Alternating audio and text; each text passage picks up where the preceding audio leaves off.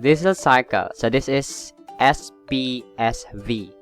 So this is applicable for low speed compression diesel engine. So the difference between Otto cycle and diesel cycle is this part here wherein we have heat addition at constant pressure instead of constant volume. So as you can see, heat addition now is at constant pressure. This part is our Q in, and the rest are the same. So this is still our Q out.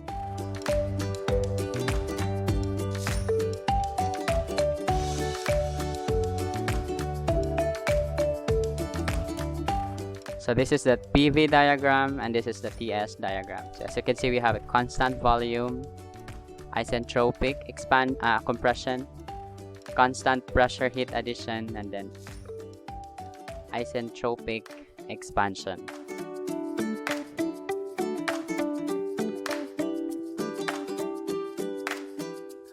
So the thermal efficiency can still be calculated using the same formula, but this time, since our heat supplied is at constant pressure, so instead of having the same equation as for Otto cycle, it is different in such a way that we introduce here the value of K, because the ratio of Cp to Cv is K,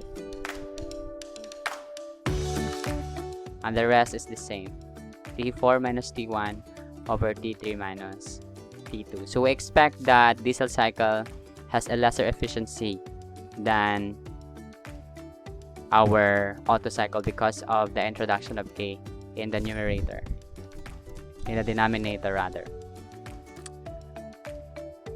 So two important ratios in diesel cycles are your compression ratio R, which we already introduced as V total over clearance volume, and the cutoff ratio. The cutoff ratio is the ratio after the heat addition and the ratio to the volume before the heat addition. That's why we have V3 over V2. So this is cutoff. So when the time that you cut off the addition of heat, that's why it's called cutoff ratio. So for isentropic process 1 and 2, that same formula as for Otto cycle.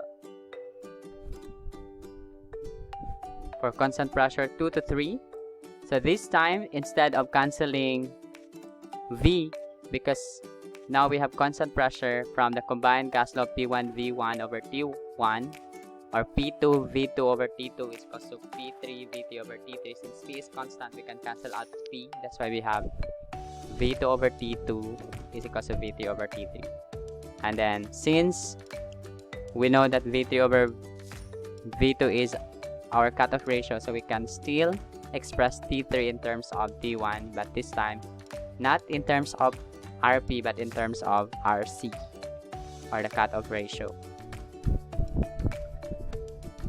So for isentropic process 3 to 4, we can express T4 in terms of T1, but this time we need the value of cutoff ratio. For thermal efficiency, instead of using this one, we can still use the ratio. So from this one, we transform it into this form by substituting all the values of temperatures. That's why we have this equation for the thermal efficiency in terms of the cutoff ratio and the compression ratio.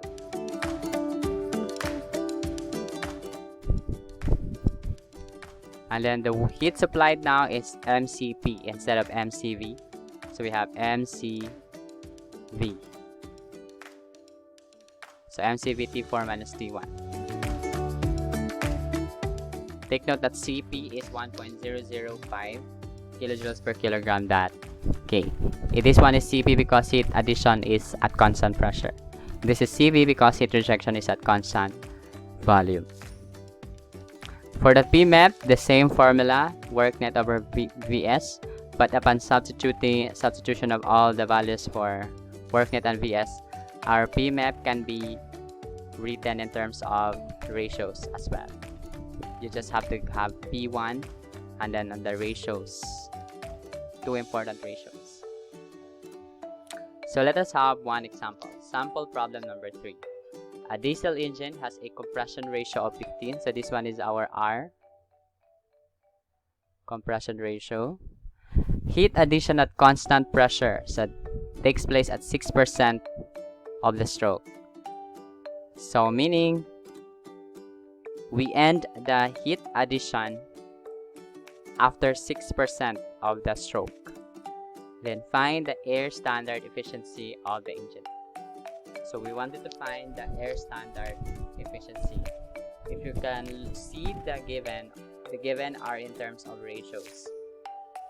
That's why instead of using the efficiency in terms of temperature, we use efficiency in terms of ratio. So for R, that is already given, that's 15. We take note though that R is V1 over V2, so that V1 is 15 V2, and K is 1.4 for air, of course.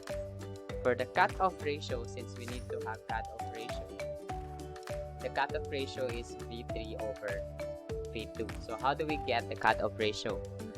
We take note of this statement that heat addition at constant pressure takes place at 6% of the stroke, meaning heat addition, the volume at heat addition, which is the difference of the volume during heat addition. We take note that heat addition is between process 2 and 3. That's why it's a difference between the volume at 3 to 2 happens at 6% of the stroke, which is our swept volume. Swept volume, which is Vs.